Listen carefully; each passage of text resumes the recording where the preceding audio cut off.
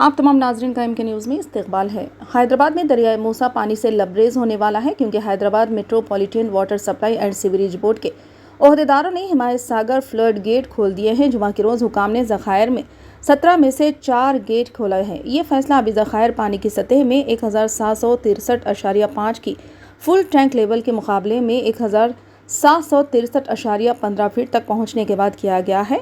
हैदराबाद में शदीद बारिश के बाद आबी ज़खायर में 1391 क्यूजिक के मुकाबले 1500 क्यूजिक की आमद हो रही है।